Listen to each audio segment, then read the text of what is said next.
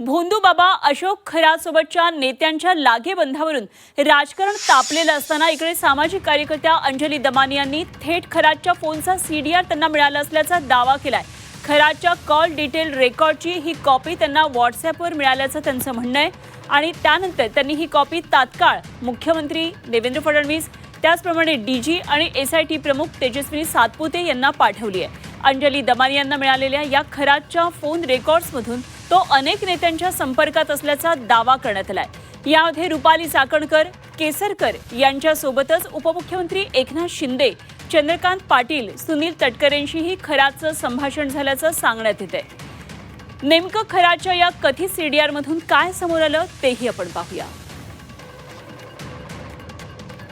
तर खरातचे रुपाली चाकणकर यांच्याबरोबर 177 वेळा तब्बल कॉल झालेले आहेत आणि 33,727 सेकंदांचं संभाषण झालंय।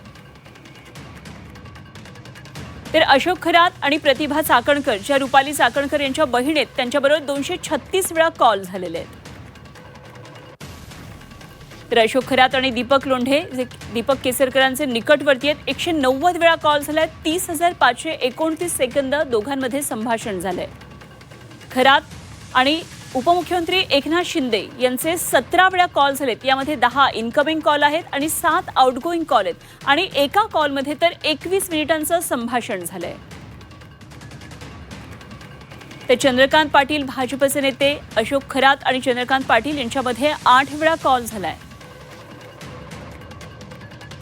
ते सुनील तटकरे राष्ट्रवादीचे प्रदेशाध्यक्ष आणि अशोक खरात या दोघांमध्ये 8 वेळा फोन कॉल झालेला आहे। तर भाजपचे नेते आशिष शेलार आणि अशोक खरात यांच्यामध्ये कॉल झालाय आणि हा एकदा झालेला कॉल आहे, इनकमिंग कॉल आहे।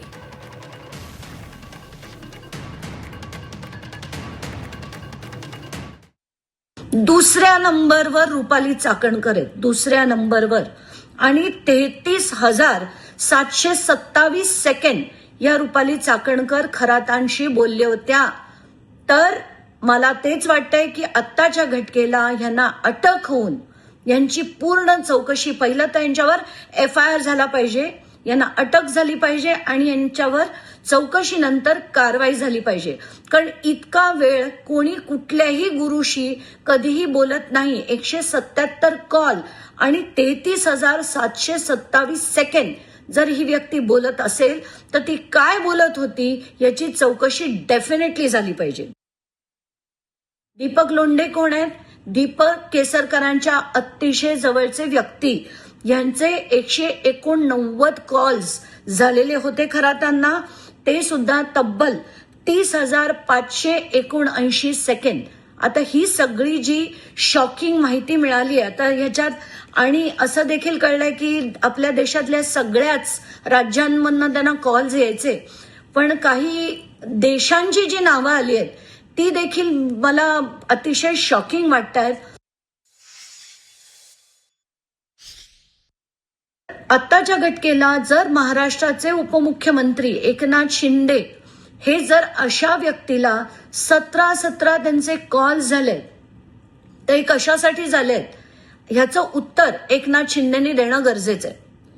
चंद्रकांत पाटील जे भाजपचे पूर्व मंत्री होते त्यांचे 8 कॉल्स आहेत, सुनील तटकरे यांचे 8 कॉल्स आहेत आणि आशिष शेलार यांचा देखील 1 कॉल आहे। आता हे मी नॉर्मल कॉल बद्दल बोलतेय। अत्यंत योग्य पद्धतीने चौकशी चालू आहे, त्याचा पर्दाफाश करण्याचं काम करतात। हा भोंदू बाबा एका प्रकरणात अडकलेला नाही तर अनेक प्रकरणामध्ये अडकलेला आहे। बलात्कारच आहे का? नाही। तर मनी लॉन्ड्रिंग आहे का? नाही। तर आणखीन काय काय आहेत? अहो, काही लोकांनी जीव दिल्याचे सुद्धा काही प्रकार समोर येत आहेत। म्हणून मी सर्वांना विनंती करतो की हे राजकारणाकडे त्याला टर्न देऊ नका।